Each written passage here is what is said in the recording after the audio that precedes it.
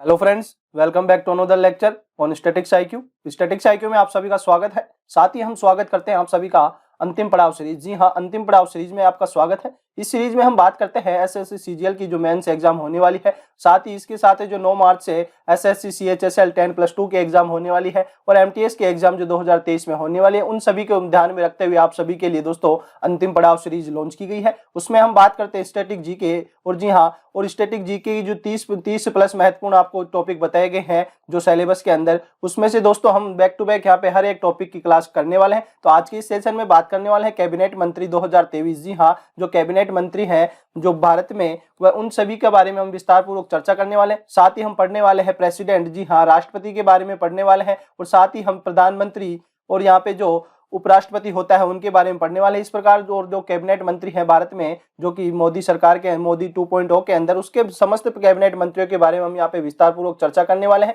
तो दोस्तों आप सभी को पता है, अभी चाहे वह एसएससी सीजीएल की मेन एग्जाम हुई हो, एसएससी जीडी की एग्जाम हुई हो, उन सभी में दोस्तों यहाँ से एक क्वेश्चन पुटअप होते हैं। इसीलिए दोस्तों कैबिनेट मंत्री 2023 का टॉपिक भी स्टैटिक जीके के मद्देनजर आप सभी की होने वाली सीजीएल मेंस की एग्जाम सीएचएसएल के लिए यह टॉपिक रखा गया। तो चलिए शुरुआत करते हैं एग्जाम में छपने वाले से। उससे पहले यदि आज आप हमारे चैनल से जुड़े हैं तो चैनल को सब्सक्राइब करके बेल आइकन पर प्रेस कर दीजिएगा, ताकि इस प्रकार की समस्त वीडियो आपको सही समय से मिल सके और आपके जो तैयारी कर रहे हैं सीजीएल मेंस सीएचएसएल एमटीएस या अदर किसी स्टेट की वैकेंसी के एग्जाम की तैयारी कर रहे हैं जिसमें करंट अफेयर से क्वेश्चन पूछा जाता है, उन सभी के लिए आज का ये सेशन बहुत महत्वपूर्ण होने वाला है। तो चलिए बिना समय खराब करते हुए बात करते हैं राष्ट्रपति की। जी हाँ, राष्ट्रपति की बात की जाती है तो ये दोस्तों भारत का प्रथम नागरिक होता है। जी हाँ, राष्ट्रपति जो भारत का प्रथम नागरिक होता है, भारत का प्रथम नागरिक होता है जो राष्ट्रपति होता है। और अभी वर्तमान में जो भारत का प्रथम नागरिक है या राष्ट्रपति है तो वह द्रौपदी मुर्मू है। जी हाँ, द्रौपदी मुर्मू है जो देश की 15वीं राष्ट्रपति बनी है। जी हाँ, 15वीं राष्ट्रपति बनी है। यह किसके स्थान पे बनाई गई है, या कहा जाए 14वें राष्ट्रपति कौन थे, तो 14वें राष्ट्रपति रामनाथ कोविंद थे। जी हाँ,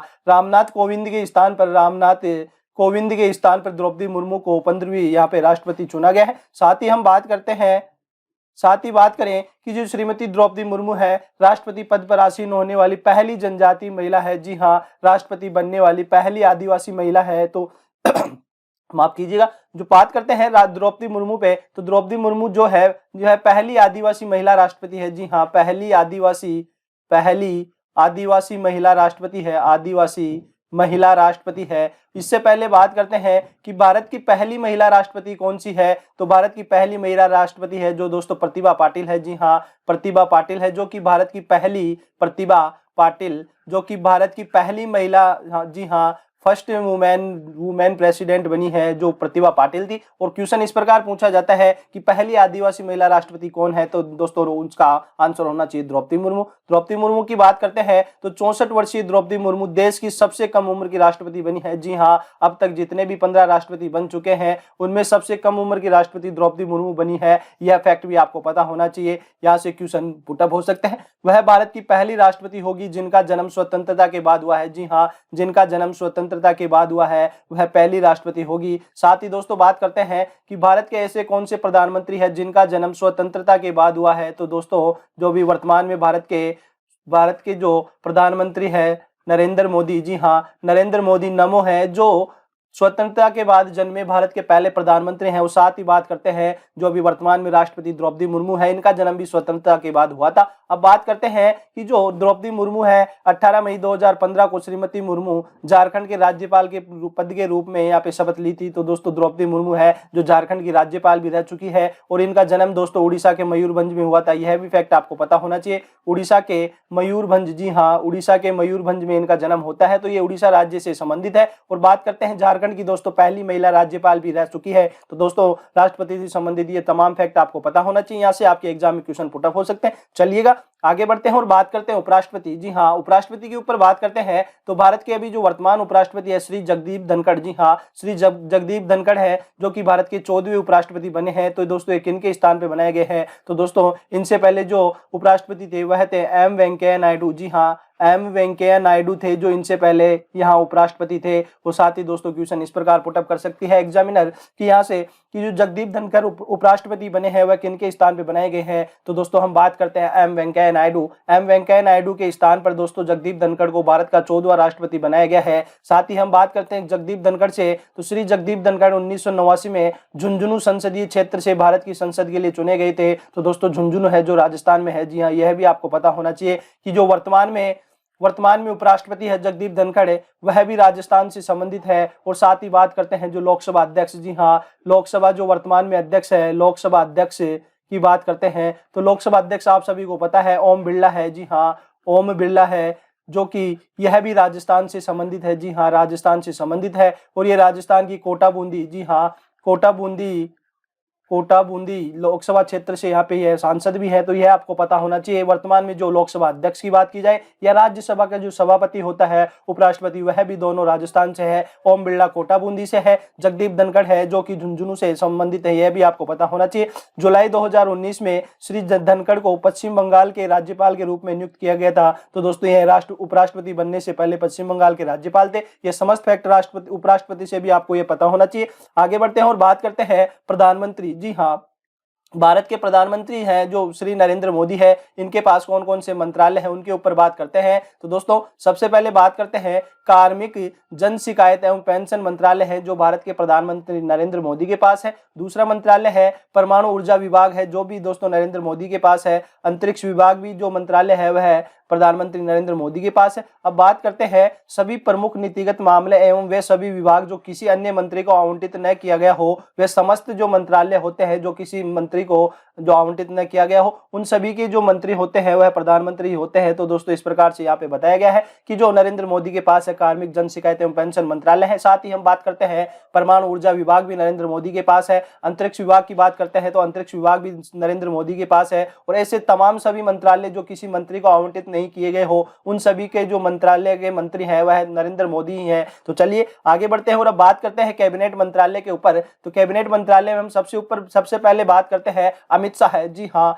अमित शाह है जो वर्तमान में दोस्तों भारत के गृह मंत्री है। जी हाँ, क्वेश्चन इस प्रकार पूछा जाता है कि वर्तमान में गृह मंत्री कौन है, तो श्री अमित शाह है जो कि वर्तमान में गृह मंत्री है। और दोस्तों अभी हाल ही में एक नया मंत्रालय बनाया गया है, या क्वेश्चन आपसे इस प्रकार पूछा जा सकता है कि नवीनतम मंत्रालय कौन सा है, नवीनतम मंत्रालय कौन सा है, तो नवीनतम मंत्रालय है जो दोस्तों सहकारिता मंत्रालय है। जी हाँ, सहकारिता मंत्रालय नवीनतम, सबसे नवीनतम मंत्रालय है। ऐसे इस प्रकार भी यहाँ से क्वेश्चन पुटअप कर सकती है, इसीलिए आपको हर प्रकार के क्वेश्चन के लिए प्रिपेयर होना पड़ेगा। तो दोस्तों बात करते हैं नवीनतम मंत्रालय जो सहकारिता मंत्रालय है, तो इस सहकारिता मंत्रालय के मंत्री कौन है, तो दोस्तों सहकारिता मंत्रालय है जो श्री अमित शाह के पास है। यह इंपॉर्टेंट फैक्ट है, यह आपको पता होना चाहिए और ये सबसे नवीनतम मंत्रालय है, इसीलिए दोस्तों आपको ये बताया गया है। चलिए आगे बढ़ते हैं और बात करते हैं श्री राजनाथ सिंह। तो श्री राजनाथ सिंह है दोस्तों जो भारत के रक्षा मंत्री है। जी हाँ, रक्षा मंत्री जो है वर्तमान में वह श्री राजनाथ सिंह है। आगे बढ़ते हैं और बात करते हैं श्री नितिन जयराम गडकरी। जी हाँ, श्री नितिन जयराम गडकरी है जो दोस्तों महाराष्ट्र के नागपुर, जी हाँ, महाराष्ट्र के नागपुर सीट से यहाँ पे सदस्य है, यह भी आपको पता होना चाहिए। और श्री नितिन जयराम गडकरी को दोस्तों सड़क परिवहन एवं राजमार्ग मंत्रालय बनाया गया है। तो सड़क व राजमार्ग मंत्रालय है जो श्री नितिन जयराम गडकरी को बनाया गया है। अब बात करते हैं श्री नारायण तातू राणे। दोस्तों यह भी महाराष्ट्र राज्य से संबंधित है और दोस्तों श्री नारायण तातू राणे है जिन्हें एमएसएमई, जी हाँ, एमएसएमई मंत्रालय दिया गया है। सूक्ष्म लघु और मझोले उद्यम मंत्रालय है जो कि श्री नारायण तातू राणे है जो महाराष्ट्र से संबंधित है।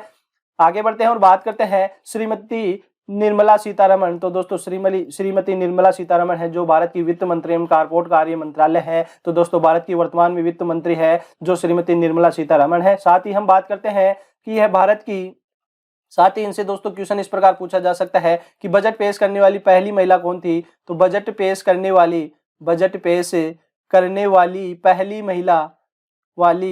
पहली महिला, तो दोस्तों बजट पेश करने वाली पहली महिला पूछा जाता है तो सबसे पहले नाम आता है इंदिरा गांधी। जी हाँ, इंदिरा गांधी का नाम आता है और इंदिरा गांधी दोस्तों यहाँ पे बतौर प्रधानमंत्री यहाँ पे बजट पेश करती है। कहा जा सकता है कि ये कार्यवाहक वित्त मंत्री थी। जी हाँ, कार्यवाहक वित्त मंत्री थी, यह कार्यवाहक वित्त मंत्री थी। लेकिन दोस्तों हम यहाँ पे पूर्णकालिक बात करते हैं कि सबसे पहले जो भारत की वित्त मंत्री किसे बनाया गया है पूर्णकालिक, तो दोस्तों कार्यवाहक का नाम आता है तो इंदिरा गांधी है। बजट पेश करने वाली पहली महिला इंदिरा गांधी थी जो कार्यवाहक वित्त मंत्री थी। और दोस्तों ओवरऑल बात करते हैं कि भारत की पहली महिला वित्त मंत्री कौन है, पहली महिला वित्त मंत्री तो निर्मला सीतारमण। जी हाँ, पहली महिला वित्त मंत्री कौन है, तो निर्मला सीतारमण है। जी हाँ, निर्मला सीतारमण है जो भारत की पहली महिला वित्त मंत्री है। इन्होंने दोस्तों इस बार जो 2023 का बजट पेश किया है उसको दोस्तों यह 5वां बजट पेश किया है। जी हाँ, इन्होंने अपना 5वां बजट पेश किया है। और अमृतकाल का, जी हाँ, अमृतकाल का इन्होंने पहला बजट भी पेश किया है। अमृतकाल का पहला बजट भी इन्होंने पेश किया है, पहला बजट इन्होंने पेश किया है। अमृतकाल जो दोस्तों 2022 से, जी हाँ,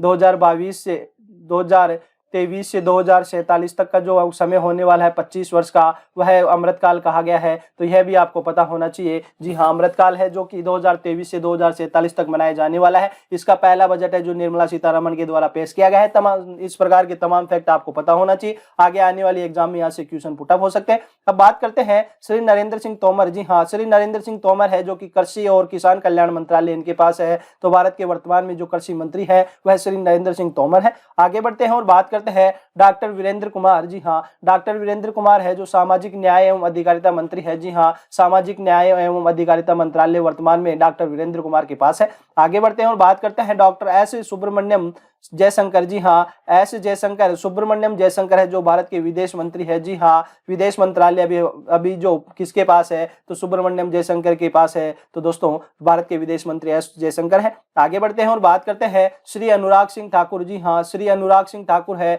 जो सूचना और प्रसारण मंत्रालय इनके पास है, युवा मामले इनके पास और खेल मंत्रालय भी दोस्तों इनके पास है। तो दोस्तों क्वेश्चन इस प्रकार पूछा जाता है कि वर्तमान में खेल मंत्री कौन है। जी हाँ, वर्तमान में खेल मंत्री कौन है, तो श्री अनुराग सिंह ठाकुर है। जी हाँ, अनुराग सिंह ठाकुर है जो कि वर्तमान में खेल मंत्री है। और इन्होंने दोस्तों अभी हाल ही में जो खेलो इंडिया यूथ गेम का संपन्न हुआ है उसका उद्घाटन भी इन्हीं के द्वारा किया गया था। तो दोस्तों यह फैक्ट भी आपको पता होना चाहिए। अब दोस्तों आपको खेलो इंडिया यूथ गेम्स में भी अभी सेपरेट क्लास मिलने वाली है जो आज के दिन में दोस्तों अपलोड कर दी जाएगी। तो वह भी देखिएगा, करंट अफेयर के माध्यम से वह काफी इंपॉर्टेंट क्लास होने वाली है। तो वर्तमान में सूचना और प्रसारण मंत्रालय है जो श्री अनुराग सिंह ठाकुर के पास है, और युवा मामले और खेल मंत्रालय है वह भी श्री अनुराग सिंह ठाकुर के पास है। तो यह आपको पता होना चाहिए। अब बात करते हैं श्री अर्जुन मुंडा। जी हाँ, श्री अर्जुन मुंडा है जो जनजातीय मंत्रालय है। जी हाँ, जनजातीय मंत्रालय है जो श्री अर्जुन मुंडा के पास है।